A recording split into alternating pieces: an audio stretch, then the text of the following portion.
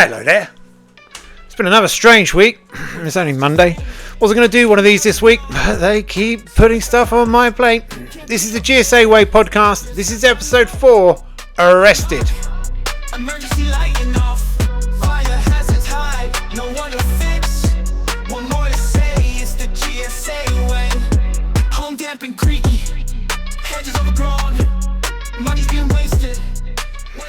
So, yesterday, Sunday, 18th of September, we had a quiet day. Both me and the wife did some work in the morning, me doing some housing sector stuff, Neve working from home.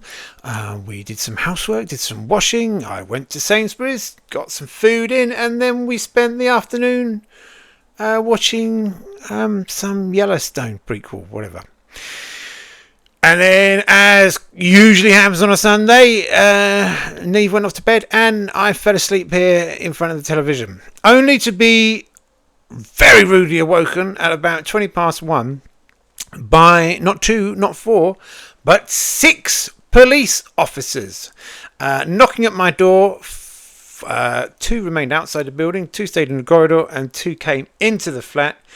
And the understanding was that I was a violent and dangerous man. They were here to arrest me on charges of harassment without violence. From, I've got a date here, 5th of June 2024 to the 19th of August, which is today. I'm not sure what that date has to do with any of it. Now, I've got here some very strict bail conditions. We'll get on to the arrest and the charges and the shenanigans. But there's some strict bail conditions. Now, I didn't agree to these and I didn't sign. And I said I was more than likely going to breach them.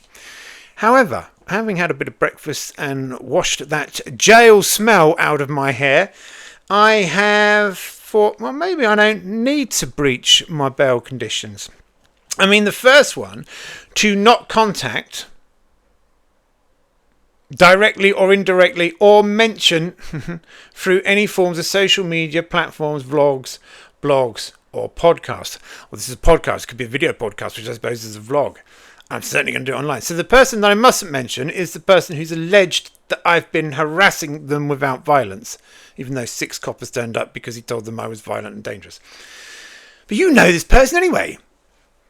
Come back to it. And the grounds and reason for this: committing offence while on bail, interfering with witness, or otherwise obstructing the course of justice to protect the victim in the case. We've got to protect the alleged victim, but we'll come back onto that in a minute. 2.2. To not use any social media platforms. This is a social media platform, I suppose. Or is it? No, we've gone through this debate lots. Is YouTube a social media platform? Anyway, to contact or mention my landlord, including any staff that work for the company. Well, that's already kind of part of an agreement that I've already agreed to anyway. Grounds reason: committing offence whilst on bail, interfering with witness or otherwise obstructing the course of justice to safeguard the victim in the case. This guy keeps getting called the victim. Victim blaming, that's what he does. To not contact my landlord directly or indirectly apart from through a solicitor. Well, that's the only way we contact them anyway. They're the ones who keep contacting me without a solicitor.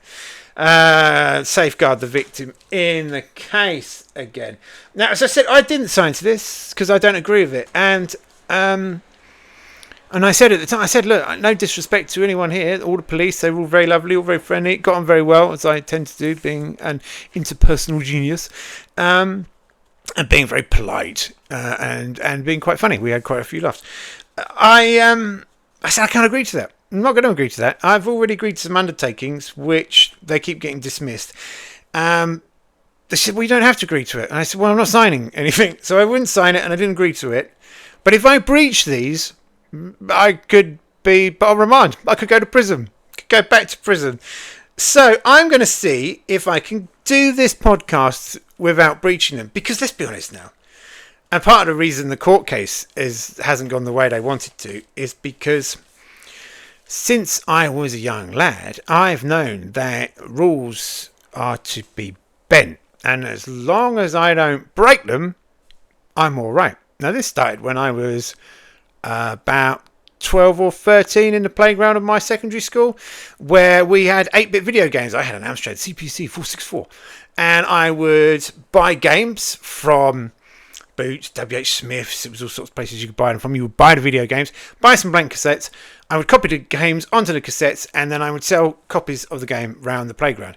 And Mr. Canwell caught me and my mate Anthony Gurney, who was selling Spectrum games, caught us and gave us a thorough reprimanding and said we mustn't do this again. And I remember thinking, no, I will do this again. What I need to do is make sure that you don't catch me. And that was the first of the enterprises that netted me an income. So it's the same with the undertakings that I offered. They did the green...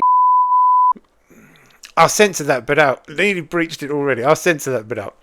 My landlord, and you know who my landlord is because you're on the GSA Way podcast. If you don't know who my landlord is, I set up a support site for their residents.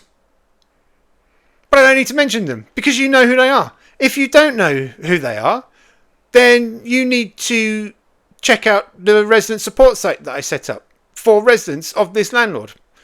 I don't think I've mentioned them. And the undertakings that I offered to the unnameable landlord, who you all know, they didn't get them properly. They didn't get what they wanted. And they were so loose and they were so badly written that I knew there were lots of loopholes in them. And even the judge who dismissed it last week, and you can find out more about that case by going to this YouTube video, said, look, you know, first of all, they hadn't got any of their paperwork in order, so it was dismissed. We didn't even discuss the breaches, as I've discussed in the video there. It was dismissed because they hadn't dotted the I's, crossed the T's. They hadn't got their paperwork in order. But the judge said, when looking down, she said, I can see that Mr. Jenkins has been sort of a bit clever. He's outsmarted your undertakings, but that's because you didn't write the undertakings properly. So it's been a disaster for them. So look, let's see if we can breach this. Right, so the landlord, who you know who they are, resident support site for residents of this landlord, my landlord. And the person who is claiming that I have been harassing them without violence is their communication director. I don't need to mention him because you all know who he is. And not only do you know who he is, he's constantly promoting himself online as some PR whiz kid. He's at events, he's giving out awards, he's a comms hero. He nominates himself for awards and then takes his partner or colleague, I don't think they're in any relation, I don't get that done, his colleague to these events at the cost of us residents for basically putting together text and photos that he grabbed off of Google for the corporate strategy, which is supposedly going to happen within the next 5 years. It's 2 years in. It's never going to happen, the same as the other ones didn't. So the communication director for my landlord is claiming that I have been harassing him without violence. Let's find out a little bit more about the charge. Okay, so what is this charge of harassment without violence? Well, again, like all the trumped up charges I keep getting applied to me by my landlord, I don't really know. One of the things that was mentioned by the police in my interview at Abingdon Police Station was emails. I'm not allowed to contact him. Apparently I've been sending him too many emails. Well, I haven't been sending any emails. And the last email I sent him was on the 4th of September 2023, which was over a month before we went to court, and I offered the undertakings where I said, well, I'm not going to contact you, it's a waste of time. So in those undertakings I agreed not to contact anyone at Green Square Accord, and it's one I've kept because there's no point in breaking it. There's no point in contacting anyone at Green Square Accord. They don't care, they don't respond, they don't have the ability to fix anything. They're a waste of time and useless. Let's put the cold facts out there. And the last email that I sent to the man that we won't mention, but we all know who he is. Hello, ha ha ha. I hope this message finds you well. I wanted to inquire if you might be free for coffee next Thursday. This was because he was at the Insider Housing 2023 communications event. It's worth noting the irony that by closing by choosing to block communications with me, you've inevitably had to extend the block to include all comments on various social media platforms. This situation seems somewhat contrary to the principles typically associated with GSA, doesn't it? If you want to talk and clear the air, please let me know. So as you can see, it's not particularly harassing. In fact, it's another example of me offering mediation, which again was thrown back in my face. Because he's now using it as a trumped up charge to say I harassed him. Now, the police actually mentioned this email and they said, well, what did you say my name? I said, yeah, I did. I did before the court case. And it's offering mediation. And they made notes and off we went. The other one that we've got is apparently I'm turning up and stalking him at events. At all these events that he goes to, I couldn't afford to because he goes to so many. I mean, he's off gallivanting. He's seldom in the office doing his job. I don't go to events. And the one that I said, well, let's meet up for a coffee, he didn't agree to, so we didn't meet up for a coffee there. And I wasn't going to go into the events because I don't believe in giving these guys lots of money, all these corporate events and award ceremonies. I possibly will be at the next lot of award ceremonies, but I'll be outside protesting with Shaq. So I haven't sent him loads of emails. I haven't stalked him at events, and he hasn't provided any evidence of this. The other one is saying horrible things about him online. Well, I don't say horrible things about you online. I call you out for what you're doing. The whole purpose of building my landlord's resident support site, the whole thing about doing that was to offer a platform, because the spin, and this guy was employed to bolster the reputation, and it's in his LinkedIn profile. Well, I'm here to chase awards and raise profile and communicate, and the waste of money. What you need to do is get him a spanner and get him fixing some of the block pipes. Get him trained up as a plumber. To get some value for money out of him. Give him a strimmer. So I tend to call him out. So every time he raises a post, we're really great, we're doing this. I go, no, you're not. You're not really great because you're doing this. Or, oh, we're really great, we're doing it. Oh, you're not really great because you're not doing that.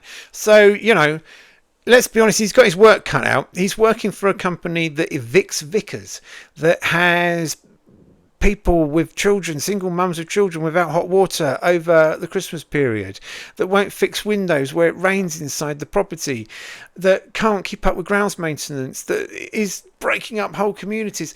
Don't take my word for it. I would have to go into it now. Just go to, let's be honest, go to the website and have a look. They're all up there. They're in these podcasts that are now growing. We're on the 4th one already. So that he could choose as harassment. Well, it's not harassment, it's calling you out. If you're going to stand up and promote an image that isn't true, I'm going to call it out. That's what I'm doing. That's why I started this platform, because you wouldn't listen. You kept on promoting this false narrative.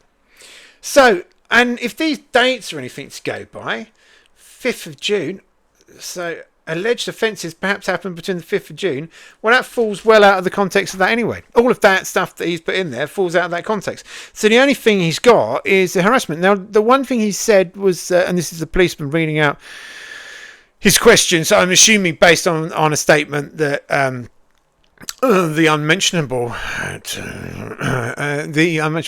the communications director for the landlord, he says that, well, have you had anything removed from online? And I said, Buzzsprout removed, because the first housing sector podcast I did explaining why I'd set up, you can catch a bit of it in an upcoming one which highlights the best of all the sort of salient points, and it was the first podcast, and it was why am I starting to podcast, and there was lots of reasons. There was reasons about AI, about needing fresh content, and about not having my words twisted, about giving a sort of honest, open, that can't be misinterpreted.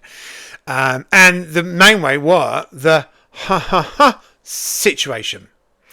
Now, that did get taken down by Buzzsprout. So I record the podcast like this, and then I take the audio and I upload the audio to this place called Buzzsprout. I thought I was going to quit them, but it's still going on. And they then upload the audio to all the different podcast audio, wherever you get your audio podcast, Amazon, Apple, whatever. And then I put the video on here. Now, Buzzsprout came back and said, this video breaches our guidelines. And I said, oh, really? Okay, how? We've taken it down. So why have you taken it down? How does it breach? We can't tell you. I said, well, that's a bit silly. How can I hope to not do it again if you're not going to tell me what it is that I've breached? And there was quite a few email exchanges. I thought, oh, do you know what? Don't bother. And I started to look for another audio provider. Then the same thing happened with YouTube at the same time. And I said, YouTube said, if you think this is a mistake, if you think we've taken this down by mistake, let us know. And I said, I think you've taken this down by mistake. And they kept reinstating it. And then Mr. Communications Director would keep on using either different accounts or different reasons. He said it was harassment. He said it was copyright. There was also, it's about 3 or 4 different reasons. Kept being taken down, kept appealing it. YouTube kept putting it back up. And I got to the point where it had gotten so much traffic, because every time it got taken down, I would put it back up and say, back up, so it would get pushed out again. It's on my website. It's on the podcast, Housing Sector Podcast website, and it's on the resident support site for my landlord. So you can see it there for yourself, and it still does really well, because more people want to know what is the problem. And it was because he was taking me off of platforms. He was getting me removed from talking events and engagements, which is why I set up this one. You can find out all about it over there.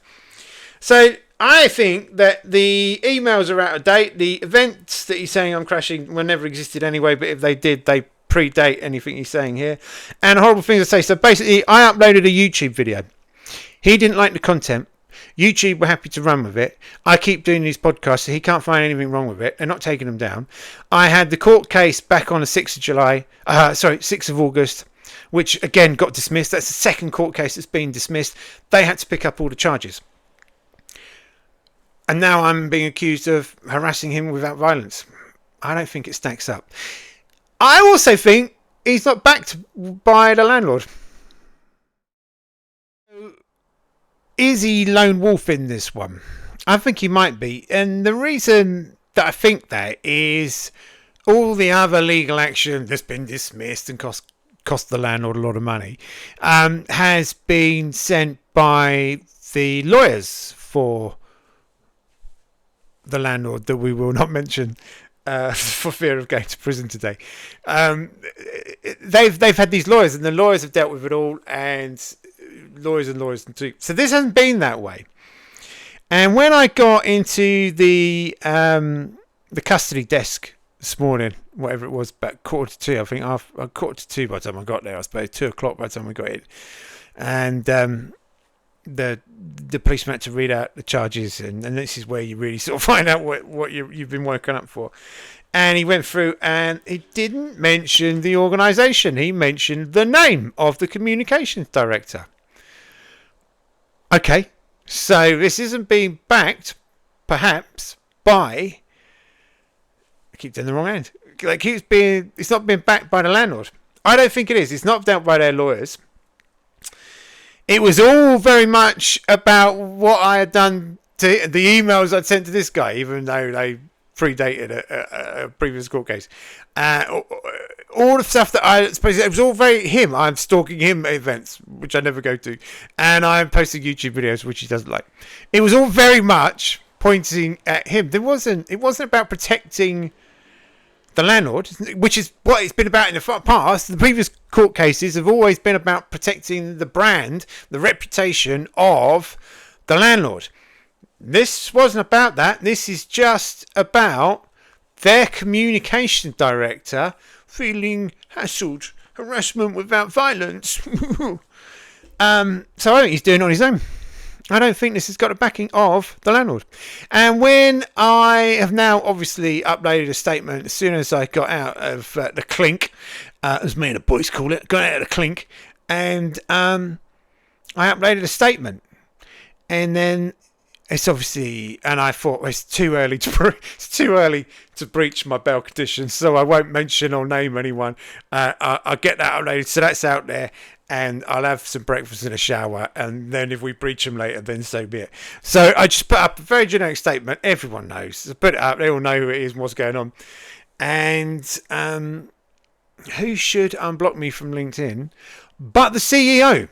Now, the CEO blocks me, and I think she does that because she doesn't want to be in... They keep her out of the loop. They keep the board out of the loop. They keep her out of the loop.